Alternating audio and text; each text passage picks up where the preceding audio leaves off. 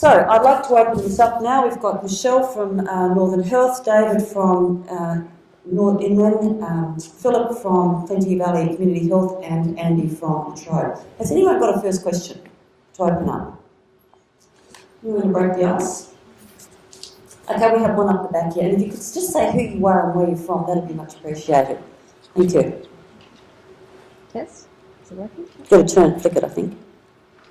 Yep, great. So I'm Leonie Sharkey from VFA Learning.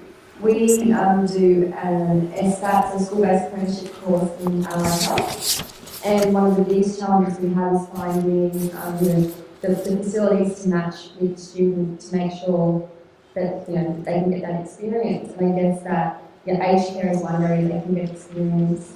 But often the students, if they want to get into a hospital type environment or medical centre, just the privacy concerns and the concerns they have with having a student in that environment mean that those students don't get that experience at that time. So just wondering what ideas there could be to address that. So it's a question about how do you get placements or work experience type things for students at high schools, basically? Yes, while they're doing school-based apprenticeships. School-based apprenticeships. Well, probably both. You could each take a turn if you like. I'm a new doctor to this, so we're actually kicking off a program like that. I'll fact check it with the room, so I'll make something up. She'll jump in. I think it kicks off in February. We actually are taking 10 students who are going to be doing certificate 3, I think it is. They'll be spending over a 9-month period, 1 day a week for that 9-month period.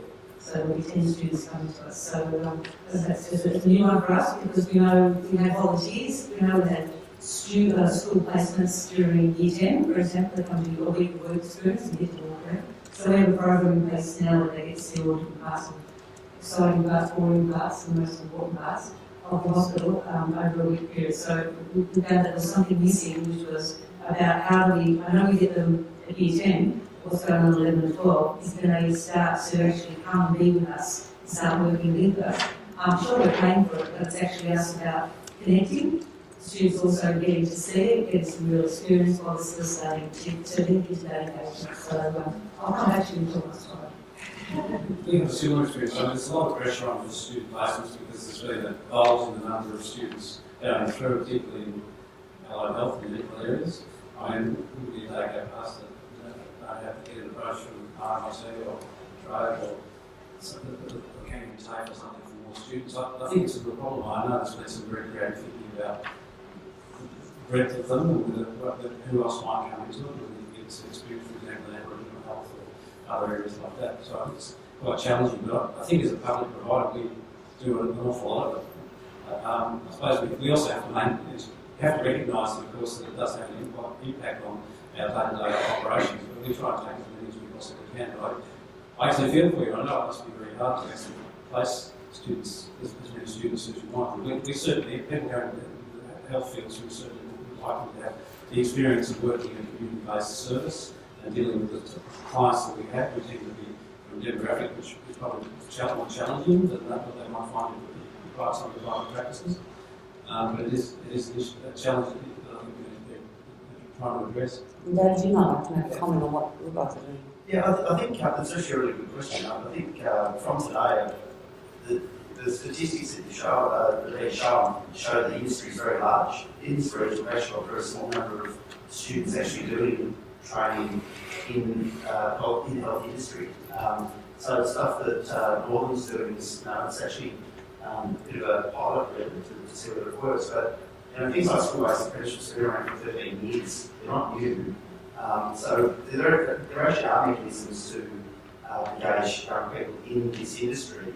But I think what the glaring thing from today is that we've got a fair bit of work to do to actually get us there. I think the people in the room here today are actually part of that solution in terms of the partnership that potentially could come forward. There's obviously quite a lot of other health industries, health organisations across the north of Melbourne that could actually put people into the conversation.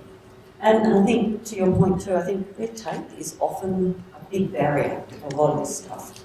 When you go through all the forms and everything else that has to be done, but unfortunately that is the way of the world. these days. So if you can develop a close partnership with a couple of organisations, you probably only have to do that once, and you start to overcome some of those issues. So, is there another question here? Yeah, one down here. This is Councillor Snow. Yeah, hi, I'm Councillor Christine Stowe, and I'm here because I'm interested in getting youth into jobs, and I'm really keen. I'll make 2 points. I'm really keen to get this off the ground and run a real serious campaign in our area because we've got. You're Whittlesea, aren't you? Yeah, City Whittlesea. So we've got Mandurah and Doreen disconnected up there with all that growth that you're talking about. So if there's a way that I can help get that going, whether I'm elected again after Saturday or not, I'm really keen to get our youth into jobs.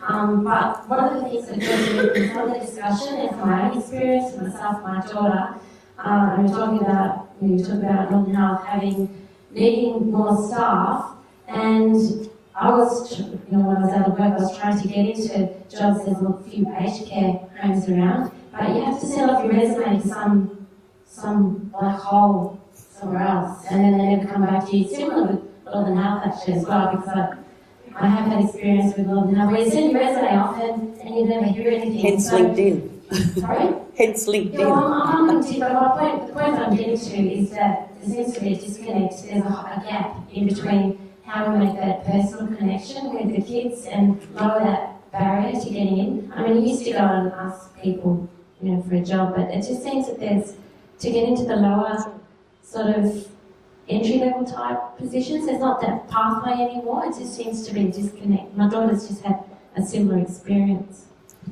I might just give an example of over the last 6 months where we had a person who came and joined our volunteer group. So we're a volunteer group at the hospital, and they worked in either guiding and service and so forth roles.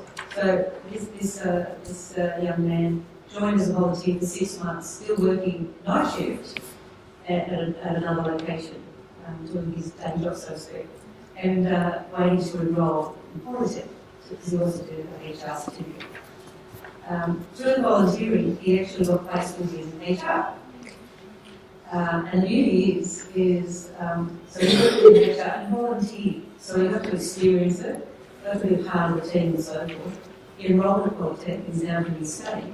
Unbeknownst to me, applied for a role within HR, and now works part-time within HR. Successfully got the job. So the starting point is different, I know, for others. I'm sorry about the black hole, and I'll certainly look into that, because I have had the old query about applying for a role, and I haven't heard that. So I'll certainly take that on board. So that's not the point I'm making, it's more the disconnect, but I actually got into work from volunteering at Austin Hospital, so it's a pathway we need to talk about. Absolutely, and so, and talking about all of the different pathways, because it's not just one way. I'm sure if you look back at what you did 20 years ago, how are you in your role now? I'm sure if you do the student line, we would go, and started there, and then someone, and then I went there, and then they went off, and then I just got told to do that job, and I'm in this role now. So it happens. Yeah. So it's about documenting. I think the volunteering, Michelle, is a really interesting thing, because it's even part of the employability program we have going. We're going to be launching next year. And it even goes back to the Aspire program, which Andy talked about, and the statistics about kids that they've already got a sense of doing things in their community, whether it's with their local sporting group, whether it's with Meals on Wheels, whether it is whatever. I know it's not that simple sometimes, but the other question is, if they haven't got support at home, how do they even get encouraged to do some of these things? So that's part of it, I suppose. That's where schools do come into it, and I know there's different issues there. But being able to get involved through volunteering, through their own individual passion in something, can lead them to getting some experience and then applying for an Aspire program or whatever it is, because it's about recognising that they're more than the sum of their end-of-year score sometimes. Has anyone else got any other comments on I almost feel like our reception is our recruitment. We've recruited some perhaps overqualified people in reception over time, and I've been there. We've gone on to work in intake, we've gone on to work in the service coordination, and a whole range of things because of what their contact there. And the IT guy that I mentioned before was another one.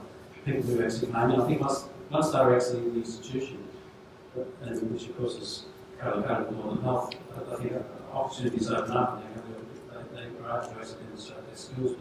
But it's uncanny how many are prepared to come in through what is a relatively low-paid job, but it's actually a very difficult job. And also, again, it's getting back to what David's group have been doing through the Ritchie program with the interview programs and things.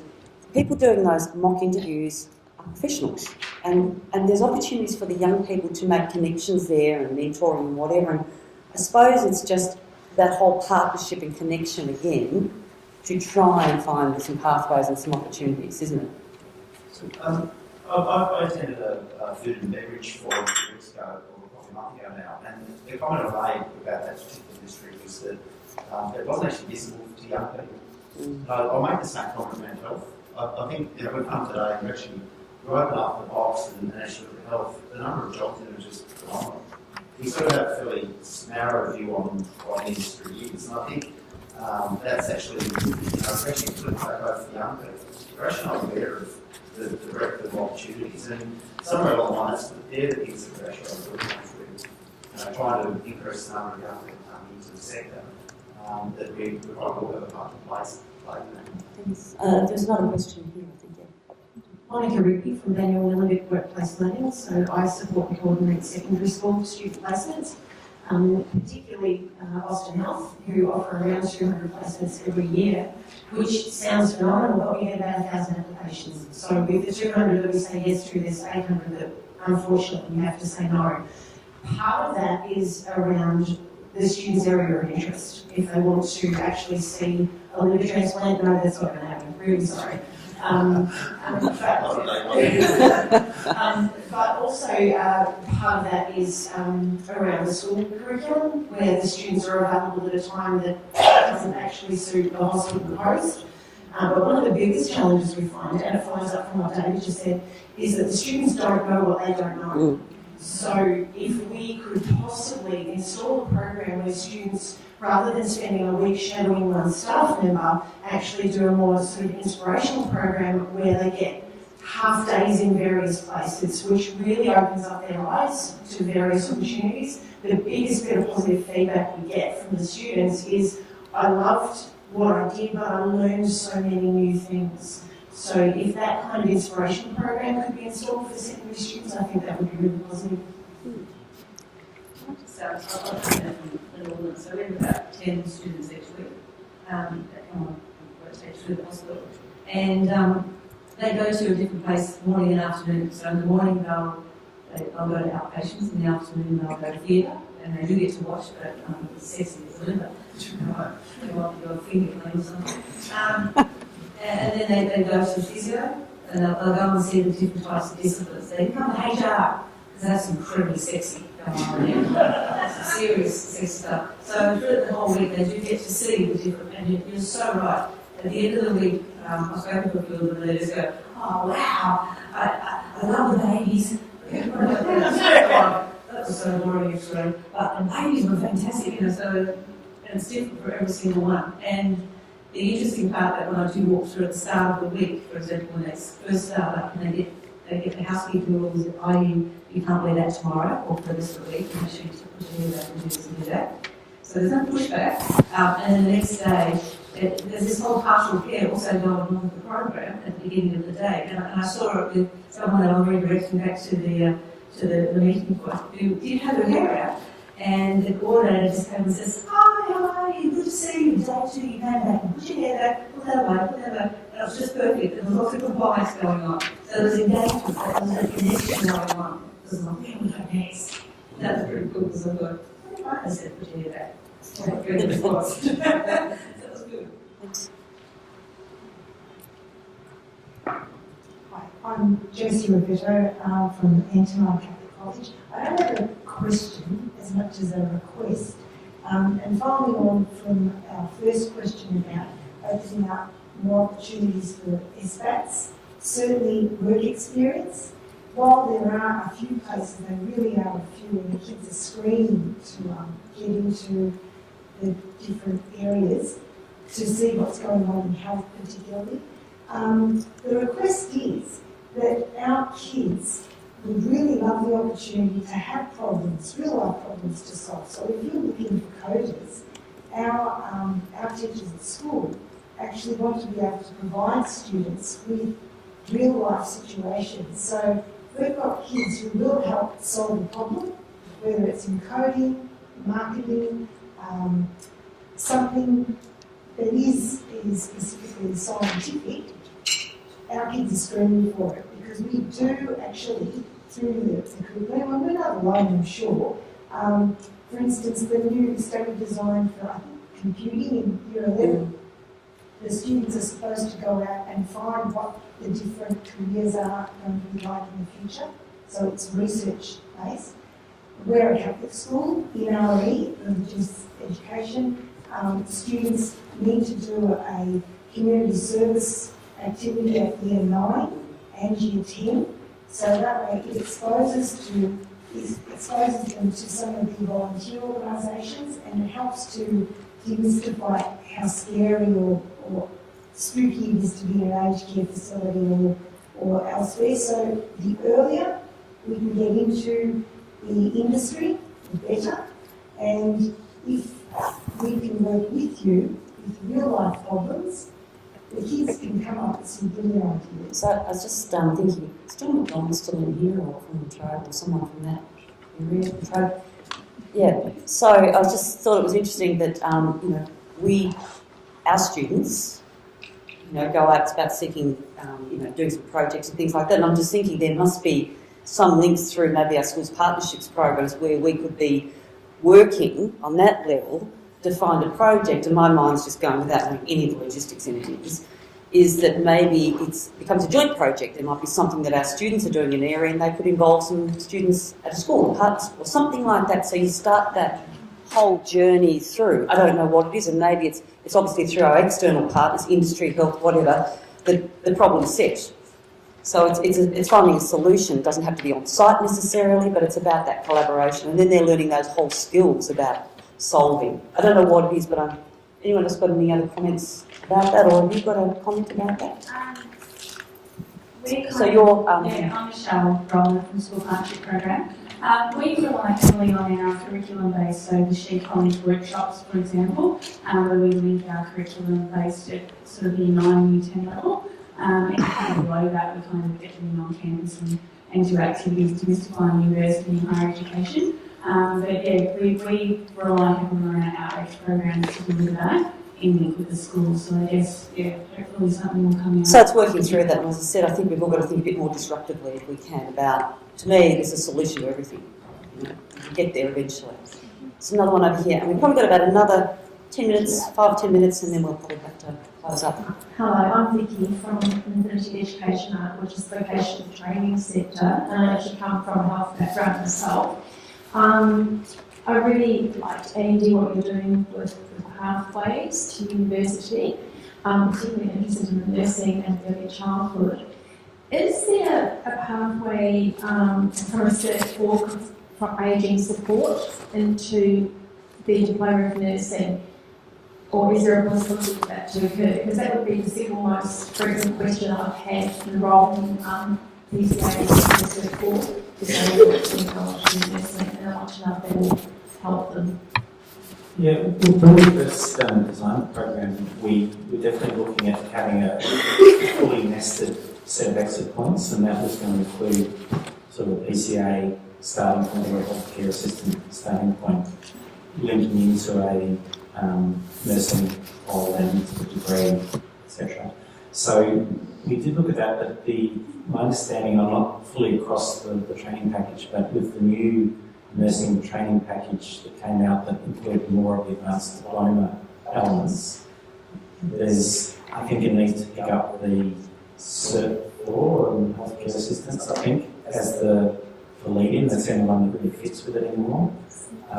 So I think it's a case of going back to that training package and seeing how many of those competency units from the lower level Cert 3 and Cert 4 map into the diploma. But it is, they've lifted the learning standard in the nursing diploma from what it was. So it used to be a Cert 4, then we had medication endorsement, now it's diploma level, and they've lifted the level of competencies. So it's a pretty genuine 4 or 5 level skill set. So I think there's less competency that overlap with lower levels than previously. So I think it's more sequential than nested. So I think so we haven't sort of revisited that as yet because not many of the tastes are taking people from a lower level quality, they're going straight from school or external. So if I didn't understand half of that because I'm sure you did. But if there's demand, does that help things happen? Like, if there's demand in a certain area, whether it's aged care, whatever it is, I mean, that surely has to start feeding. If that's fed back into the TAFE or the uni, whatever, that surely has to start to inspire or help facilitate some looking into doing things. The funny thing that's different between vocational training and universities, we can create our own things to self-credit and we can create any course we want. All of the vocational training, the accredited training is all off national training packages. Yeah. So it's the industry skills councils that build the packages and they respond to the industry demands. So there's certainly evolution in that health training package and it changes all the time. So a lot of people's frustration. But certainly areas like disability and aged care and so on are continually evolving. But I think at the moment it seems that a lot of the diplomas are pretty standalone without a lot of leading to them. All right. Any other questions? Take this one over here. Hi, my name is Kim Stabber. I'm the Executive Officer for the Literacy Side for INLLEN. Mine's more about looking at the opportunities that I think we already have that are possibly openings for more involvement from the health sector. And I think one of the main ones that's coming up, and particularly for Literacy and the Bain area, is the tech school, which some of you may have heard of. And unfortunately, the labelling of tech school does not explain what it is at all. So there we can but the tech school is a budget promise that was made by this current state government that is providing 10 facilities to be placed in particular areas around the state of Victoria that will provide that extra STEM, and in our case STEAM, because of the arts, and my background in arts has nothing to do with that, of course. But it's around that enabling schools to be able to access higher technology than what they may have in their schools, and to also be able to open up that access to Year 7 through to Year 12s at various stages, various levels, for various purposes. For both the Epping and the Greens for a Tech School, we do have a focus on health. So there's an opportunity, and certainly conversations will be developing around how we get more involvement, and certainly the Trobe on the committees already for both of those schools or centres, as are RMIT and Melbourne Polytechnic.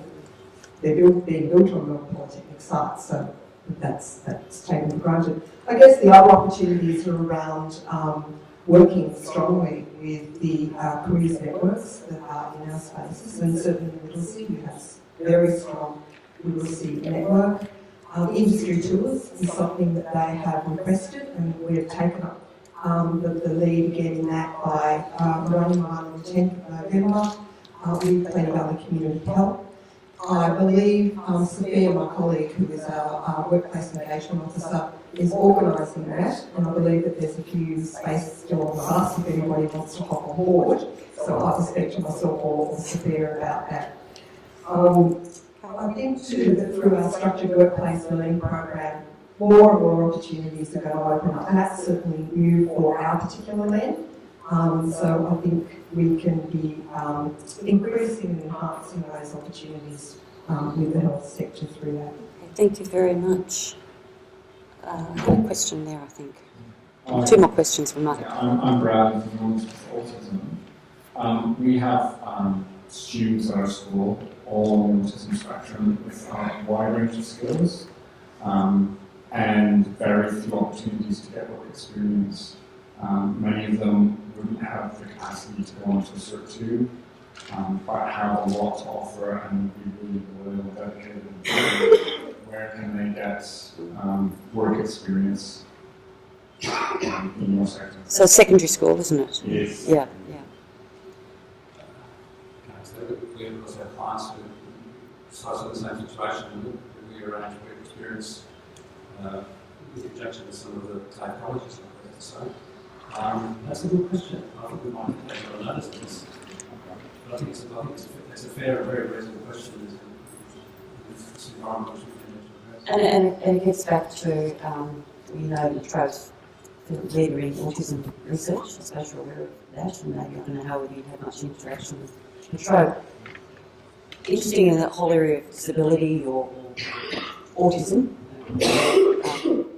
So just talking about it in different spaces.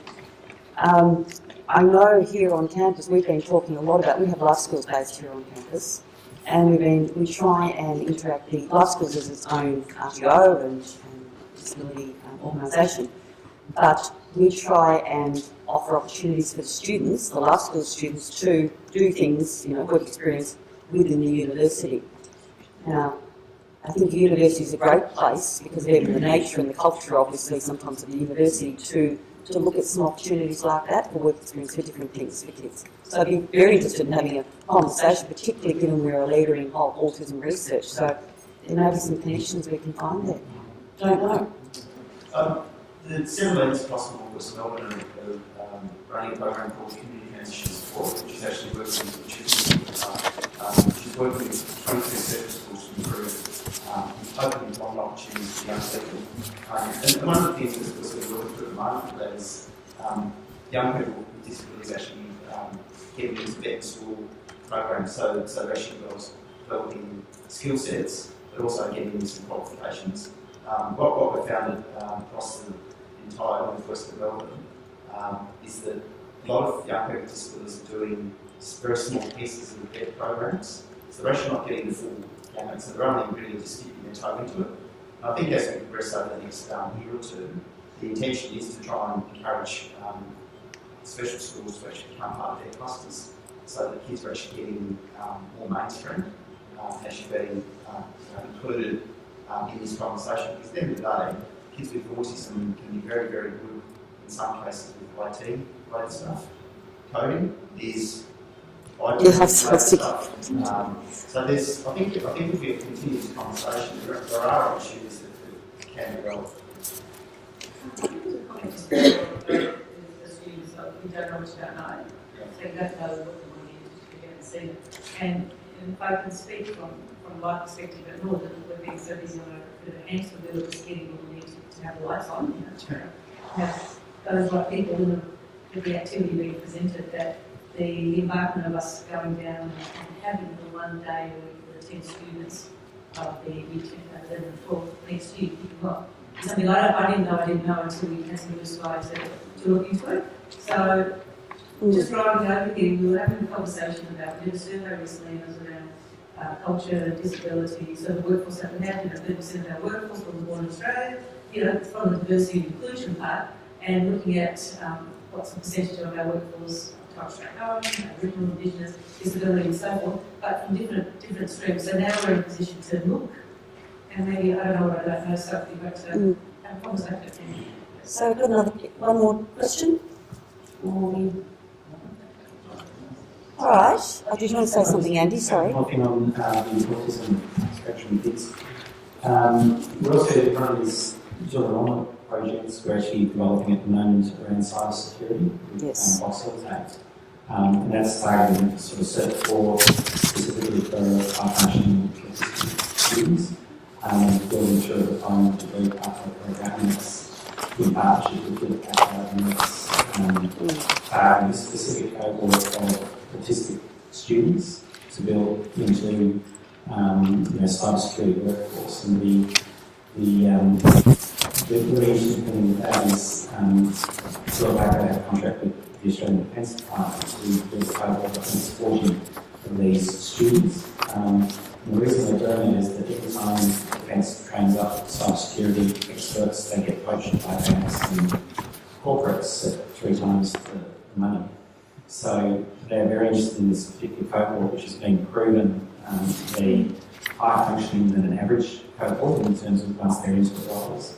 And they're very sticky in terms of employees because if you build employment structure around them that they are comfortable in that environment, they're very unlikely to move. So, Department of Human Services has got 40 cybersecurity coding-based employees in South Australia, and they are performing 40% higher than an equivalent cohort of students, and they're not leaving. So it's a really, really strong growth area, and the challenge really is to see, can we find a cohort of students to justify a flow-through program. I'm glad you mentioned that, because I had cybersecurity written down here as just one of those other areas which is going to be a growth area, which is going to suit all sorts of different people. We are going to have to wrap it up though. I'd like to sincerely thank our speakers, Michelle, I'm going to skip you for a moment, David, Michelle, Phillip, Andy, for presenting today, and of course Chris, have you given a round of applause, please?